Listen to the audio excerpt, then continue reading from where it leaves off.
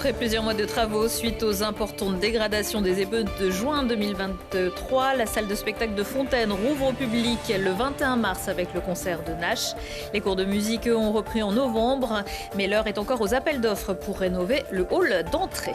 C'est le moment de faire un grand ménage de printemps. 2 milliards d'objets inutiles dormiraient dans les placards des Français. Pour faire de la place et une bonne action, il existe dans la métropole la donnerie Dépose Minute. Sitôt déposé, sitôt testé, réparé, nettoyé, en vue d'une seconde vie. Et puis la Fédération française des usagers de la bicyclette organise jeudi et vendredi son 24e congrès dans la capitale des Alpes et sa métropole, régulièrement cité parmi les exemples à suivre. Thibaut Kerr, directeur du plaidoyer, porte-parole de la FUB, est l'invité du JT. Bonsoir à tous, ravi de vous retrouver dans ce JT du mercredi 20 mars 2024. Du lundi au vendredi à partir de 18h, l'essentiel de l'actualité du Grand Grenoble.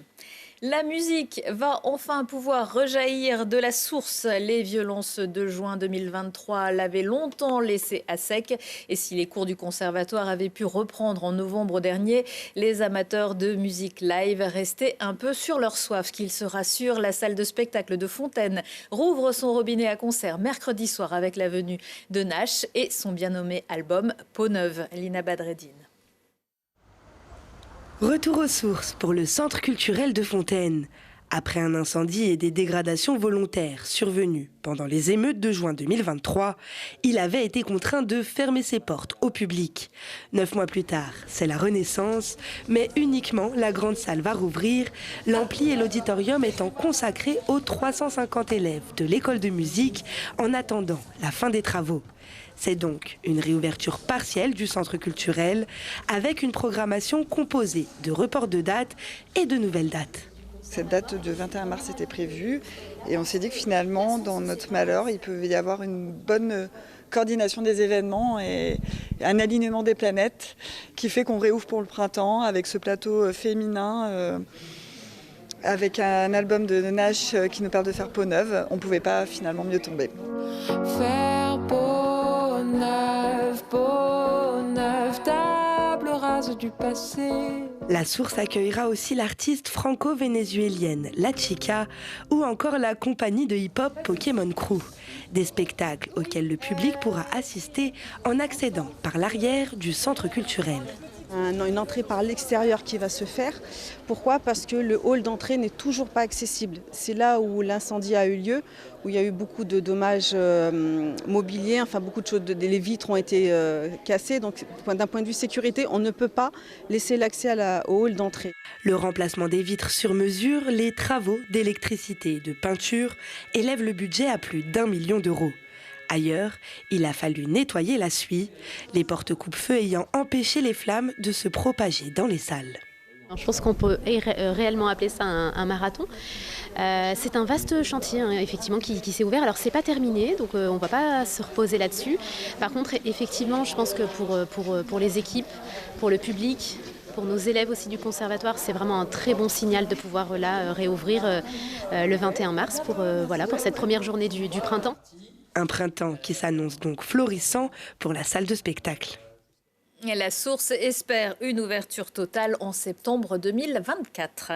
Les politiques aussi montent sur scène à quelques semaines des élections européennes. Marion Maréchal se rendra dans le Nord-Isère à Charvieux-Chavagneux le mercredi 3 avril. Pas vraiment un hasard puisque l'ancien directeur de cabinet du maire Gérard Desembre s'occupe désormais de la campagne de la nièce de Marine Le Pen.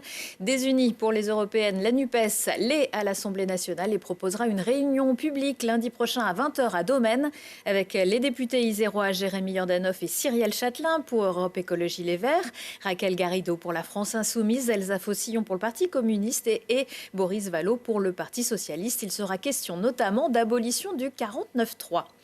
Quel classement pour les collèges et lycées près de chez vous? L'Éducation nationale vient de dévoiler les résultats des collèges, IVAC, et lycées, INAC.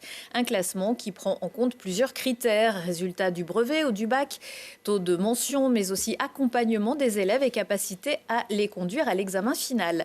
Le ministère établit aussi une valeur ajoutée entre les résultats constatés et ceux attendus. Difficile donc de faire un top 3 des établissements locaux. Tout dépend de ce que vous cherchez. Et pour vous faire une d'opinion. Vous pouvez retrouver ces données sur le site éducation.gouv.fr. Les inspecteurs de l'éducation nationale qui ont attribué de bien mauvais points à l'école privée hors contrat Saint-Pierre-Julien-Saint-Aymar, située dans le Haut-Mélan, établissement géré par la fraternité Saint-Pie X, dans une approche très traditionnaliste de la religion catholique. Dans leur rapport établi d'après leurs observations en janvier et que nos confrères du Dauphiné Libéré ont pu se procurer, les fonctionnaires font état de manquements dans les enseignements, notamment des stéréotypes sexistes en proposant pour le sport de la corde à sauter pour les filles ou du football pour les garçons, mais aussi une confusion entre l'enseignement des savoirs et l'instruction religieuse, faisant débuter par exemple la préhistoire à la création de l'homme, ou encore organisant un voyage scolaire sur le lieu d'apparition de Saint-Joseph. Le rapport estime que l'éducation prodiguée compromet assurément l'acquisition du socle commun et donne 3 mois à l'école pour se mettre en conformité sous peine de fermeture par le préfet. Opposée à l'avortement et à l'homosexualité, la fraternité Saint-Pie X est en conflit depuis plusieurs années avec le maire de Mélan, Philippe Cardin, ce dernier lui reprochant, je cite, ses messages extrémistes, intolérants et violents. Donnez, la planète vous le rendra.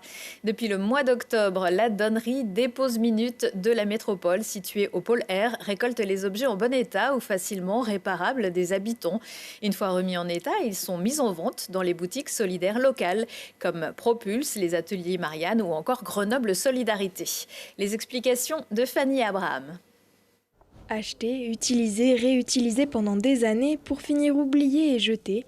Voici la triste vie de nos objets du quotidien, quand pourtant 70 à 80% d'entre eux sont encore utilisables ou réparables. Alors, dans le cadre de son action en faveur de la réduction des déchets et du réemploi des objets, Grenoble-Alpes Métropole ouvre à ses habitants le service de la donnerie Dépose Minute. L'objet de la donnerie, c'est que les citoyens ils puissent apporter des objets dont ils ne se servent plus, qui sont réemployables ou facilement réparables. Tous les objets sont triés, donc certains sont en mauvais état, donc on ne les garde pas, mais pour la plupart, on essaye quand même de faire en sorte qu'ils soient réemployables. On les teste aussi, puisqu'on a une zone de test de tout ce qui est électro. Et puis on les nettoie, l'idée c'est qu'ils soient prêts à être vendus. Et ce matin, on a fait partir des vélos, des choses comme ça, qu'on récolte aussi. Chaque mois, plus de 300 objets sont déposés ici. Des livres, du mobilier, des textiles et de l'électroménager. Parmi eux, près de 240 seront redistribués aux associations comme Emmaüs, Cycle & Go ou encore Ulysse, toutes actrices de Fabrica Nova. Donc Fabrica Nova, c'est une SIC, une société coopérative d'intérêt collectif qui rassemble 12 acteurs qui sont sur le territoire de Grenoble-Alpes Métropole. Grenoble-Alpes Métropole en fait par ailleurs partie et ce sont des acteurs du réemploi, de la réparation et le cœur de nos activités sont l'économie circulaire autour de l'insertion par l'activité économique. La donnerie Dépose Minute a la particularité d'être assez centrale sur Grenoble. Aussi, ce qu'il faut savoir, c'est que tout ce qui arrive ici peut après être récupéré par les structures membres de Fabrica Nova. Donc ce qui est amené ici partira de toute façon dans les boutiques de la métropole pour que les habitants et habitantes puissent acheter ces objets. Alors, pour tous ceux qui souhaiteraient offrir un nouveau foyer à leurs objets inutilisés, la donnerie du pôle R, située dans le sud de Grenoble, saura leur garantir une seconde chance en les plaçant entre de bonnes mains, prêts à entamer une nouvelle vie. Et dans 10 déchetteries métropolitaines comme à Échirolles, Champs-sur-Drac ou Cessin, 2 nouvelles caisses sont mises à disposition pour le dépôt des jouets, outils de bricolage ou encore les articles de sport, quel que soit leur état, des objets qui sont eux aussi ensuite acheminés vers le pôle R. La métropole qui se distingue aussi par sa politique en faveur du vélo. On va en parler tout de suite avec mon invité Thibaut Kerr. Bonsoir. Bonsoir. Et vous êtes directeur du plaidoyer et porte-parole de la Fédération française des usagers de la bicyclette qui tiendra donc jeudi et vendredi son 24e congrès national à Grenoble. Le coup d'envoi sera donné au World Trade Center. Alors pourquoi la FUB a-t-elle choisi Grenoble ? Comme vous le disiez, on en est à notre 24e congrès, donc on a à chaque fois cette joyeuse fête qui s'organise dans une ville et pendant l'espace de 3 jours, la ville se part en capitale française du vélo. Alors ce territoire de Grenoble, il n'avait pas particulièrement besoin de nous pour apparaître comme un territoire pour le vélo.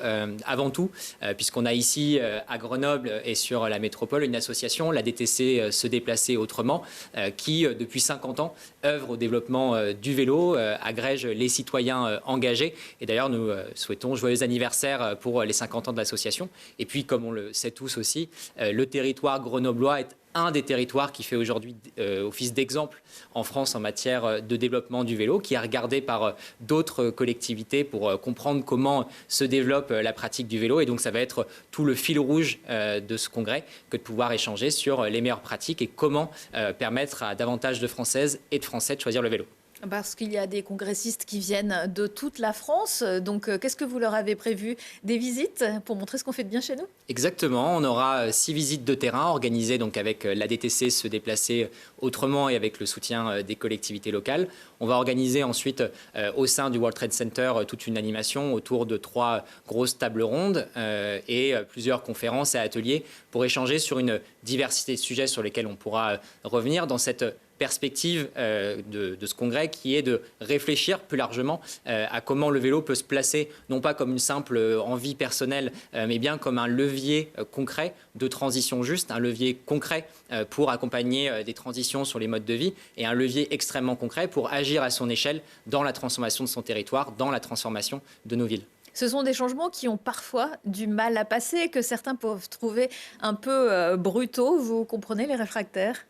On comprend évidemment les réfractaires. Tout l'enjeu du discours à construire et des actions à mettre en place, c'est de permettre, comme je disais, aux Françaises et aux Français de choisir le vélo. On n'est évidemment pas dans une logique contraignante, mais bien une logique d'apporter des solutions, d'apporter les moyens pour faire. Et bien sûr, on place le vélo plus largement dans des débats locaux et nationaux. On parle par exemple de la planification écologique, qui est un terme à la mode. Ici, à Grenoble, l'enjeu aussi prochain de la construction des services express régionaux métropolitains. Tous ces objets-là qui nous dépassent en fait en tant que seul objet vélo, c'est là-dedans aussi qu'on a envie de s'insérer pour apporter des solutions concrètes aux problématiques de déplacement et de pouvoir d'achat des habitants. Alors prochain, vous êtes peut-être un petit peu optimiste sur ce RER métropolitain. En tout cas, il existe des transports collectifs et c'est ça aussi que vous voulez promouvoir, c'est de dire, comme ce qui se fait notamment à Grenoble, que on peut faire les deux. On peut faire les deux. En fait, on a 3 grandes thématiques cette année. La première d'entre elles, c'est évidemment cette question de comment, au quotidien, on peut compléter ses déplacements à vélo et en transport collectif pour remiser au maximum la voiture au garage. Et ça, c'est un enjeu complexe à traiter, c'est un enjeu nouveau. Et pourtant, on voit bien qu'il y a des bons exemples, notamment sur la gare de Giers, par exemple, ici à Grenoble, et que c'est par ces biais-là qu'on va pouvoir aussi permettre à des personnes qui n'habitent pas le centre-ville. Par exemple, on va se déplacer à Vorep pour aller voir ce qui est fait sur ce territoire périurbain, entre Voiron et Grenoble, et pour permettre à ces habitants qui sont à 5, 10, 15, 20, 30 km du centre-ville de pouvoir se déplacer autrement qu'en voiture. Et les autres sujets qu'on va aussi traiter, ça va être la question de l'éducation et notamment qu'est-ce qu'on apporte à la jeunesse, puisqu'il faut quand même toujours le rappeler, il y a 6 millions de personnes qui sont dans le second degré, au collège et au lycée, et 80% d'entre eux habitent à moins de 20 minutes à vélo de leur collège ou de leur lycée. Donc là aussi, on a un enjeu à accompagner cette transformation, notamment du point de vue de l'éducation. Et la bataille un peu première, la mère de toutes les batailles, c'est celle des infrastructures cyclables et des aménagements cyclables. La sécurité des cyclistes, dont on sait que c'est le premier frein actuellement au changement de pratique. Et là-dessus, on va pouvoir avoir des échanges nourris sur comment on se nourrit des bons exemples pour aller plus loin dans le développement d'infrastructures cyclables sécurisées. Alors, tout le travail de la FUB tout au long de l'année, ce n'est pas uniquement d'organiser ce congrès. Vous êtes directeur du plaidoyer. Qu'est-ce que ça veut dire ?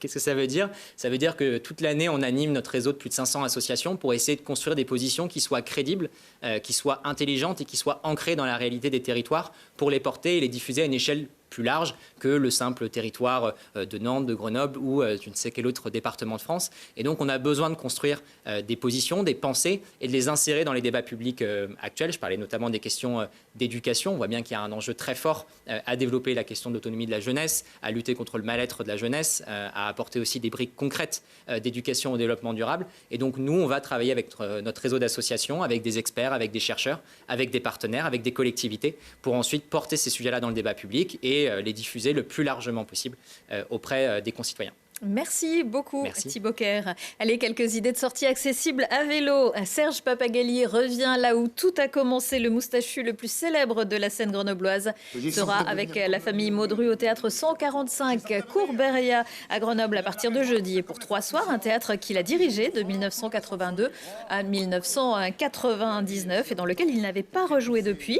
Ça suffit maintenant. C'est peut-être la dernière aventure de cette famille de paysans dauphinois avec Aimé le père, Louise sa femme Désirée, le neveu Fernand, le fils, et la Simone, une ancienne cliente du gîte. 2 salles, 2 ambiances, des basketteuses qui dansent et des danseuses qui font rebondir des ballons. C'est le nouveau projet monté par Thomas Guérino. Les basketteuses de Bamako vont faire vibrer l'heure bleue de Saint-Martin-d'Air jeudi soir au son percussif et polyphonie d'Afrique de l'Ouest. Un spectacle proposé par les Détours de Babel. Aujourd'hui, dans Si on parlait, on fait la connaissance de Gérard Paillot, quadruple champion du monde de paranatation en eau glacée, on lui laisse, qui enchaîne les exploits sportifs tout en luttant contre la sclérose en plaques. Arash Sarkeshik viendra nous présenter son nouvel album, Bazari, qui dicte une harmonie stimulante par-delà les frontières. Et puis le mental, l'épreuve d'une course à pied autour d'un stade d'athlétisme pendant 24 heures.